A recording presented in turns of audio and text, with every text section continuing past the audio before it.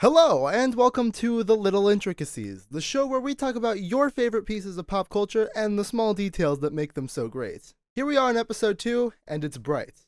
And we're talking about music again. You know, I'm something of a musician myself.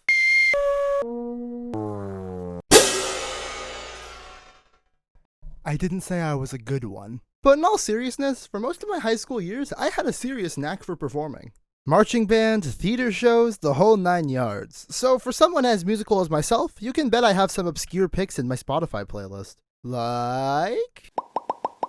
Alongside prolific artists like Queen, Run DMC, Post Malone, and entire musicals, I've also been adding the Steven Universe scores to my playlist as they've been released. And yes, you heard me correctly, scores. Don't get me wrong, you can never really fail with the sweet vocalizations of Estelle or Dee Dee Magno Hall, but something about the underscoring of the whole show, done by the musical duo of Ivy and Sarasu, is so intricately made and lovely on the ears. But honestly, so are a lot of scores for cartoon shows, so what sets Steven Universe apart? Well, I could go back to what I talked about last week and talk about how it expertly uses leitmotifs.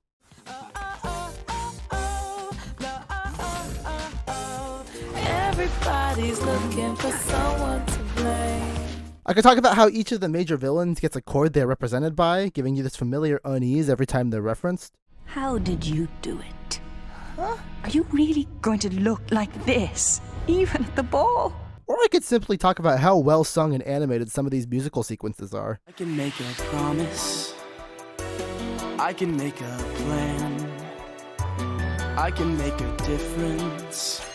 But Steven Universe does something a little different with its score, so to understand it completely, we're going to need to take a step back. When you were younger in your elementary school music classes, did you ever have to study Peter and the Wolf? Well, I did. It's an old piece, but does something a lot of musical things don't do nowadays, and that is assign musical instruments as well as musical ideas to each character. For instance, the wolf has his little theme tune, but everything involving the wolf is also scored with a French horn.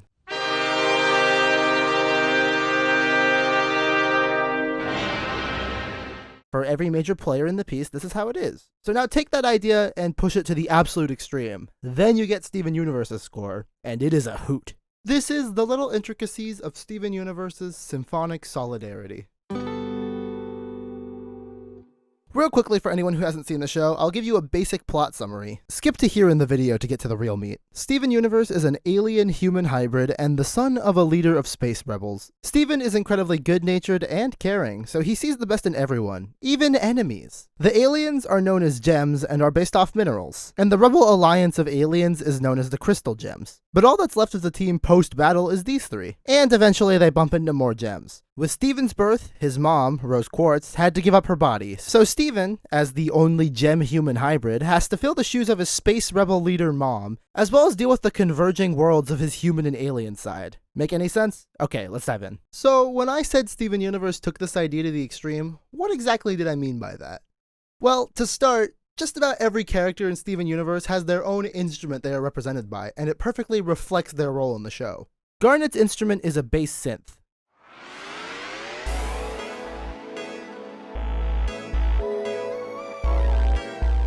Garnet is supportive, the backbone of the group, the de facto leader of the group since Rose left, much like how in a musical setting, the bass is the backbone and helps carry the rhythm throughout a piece. Pearl is represented by a piano.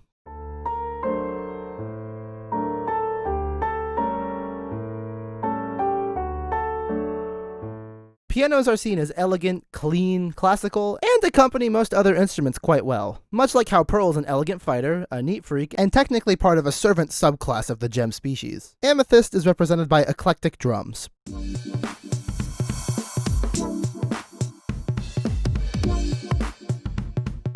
Percussion typically controls the speed of how fast a piece will go, and in my experience, they always want to be the loudest and coolest people in the group. But ultimately, on their own, drums are hard to make a full piece out of, much like how Amethyst is impatient, bombastic, but struggles with self-worth. Steven is represented by this chiptune 8-bit style video game sound.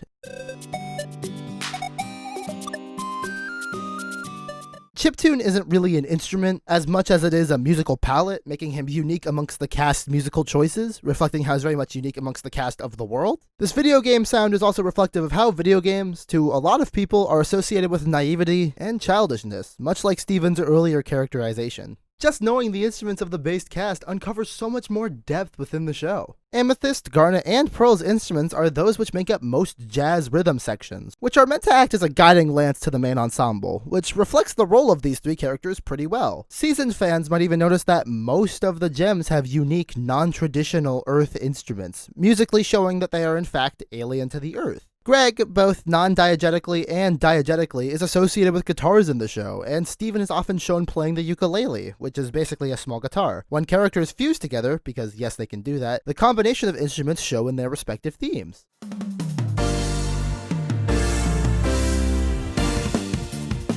Rose Quartz, Steven's mother, is represented by strings, so whenever Steven begins to learn any of her old powers, there's this mix of their respective musical identities.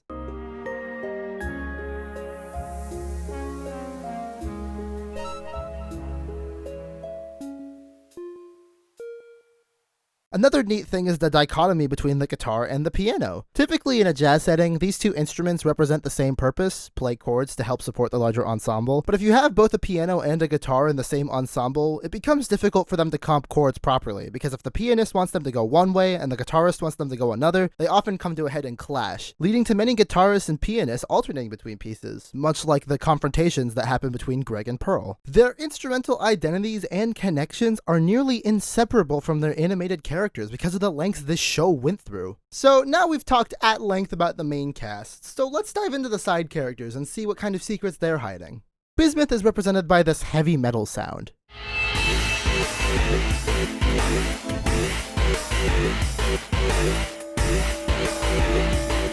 Which is a bit of a pun due to Bismuth being technically a metal and not a gem, but it also represents how Bismuth is much more extremist and radical than the rest of the gems, much like how heavy metal is a largely extremist medium of music. Peridot is represented by sine waves, which if you haven't heard of, I don't blame you. They're a bit complicated. They're based on the trigonometric sine waves, but when put into practice, they give off that stereotypical green alien out of this world vibe.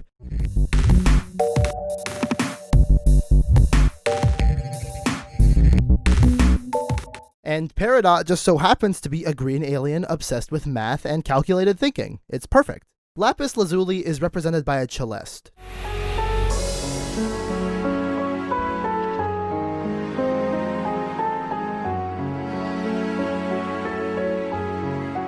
Celeste is French for heavenly, and is often used in pieces to represent something magical. Case in point, and Lapis is very much the introduction to the more mystical and magical elements of the show. And lastly, Jasper, who is represented by eclectic drums.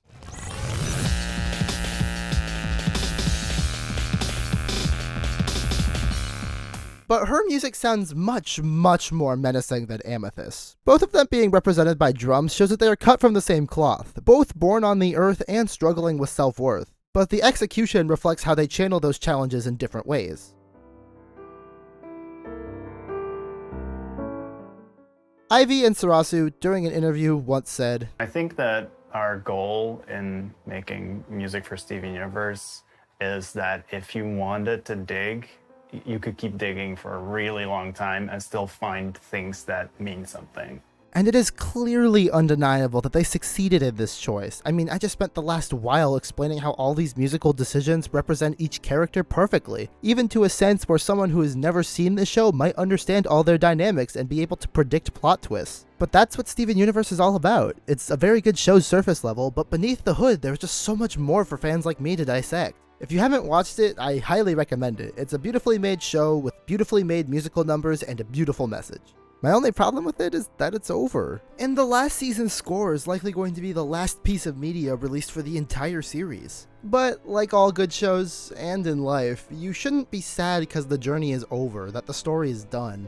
You should be happy that you got to go on this journey with these characters, that you got to experience this story.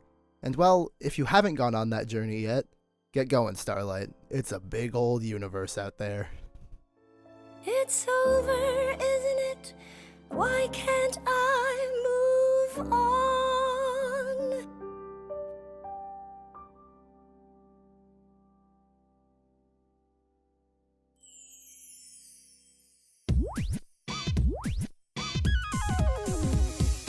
If you enjoyed what you saw here today, then please make sure to like, comment, and subscribe. You know, like the big three of YouTube. Typically here I would shout out where I got some research for this video, but since most of this stuff came straight from the source itself, if you're a Steven Universe fan, I'd recommend watching the documentary about the Steven Universe movie, or I would recommend reading the Steven Universe Art and Origins book. Both offer a pretty good time and a lot to digest for anyone who's interested in all the design work that comes from an animated television show. Anyways, I've been RV Rocks, and thank you so much for watching. I can't wait to deliver more little intricacies. See ya!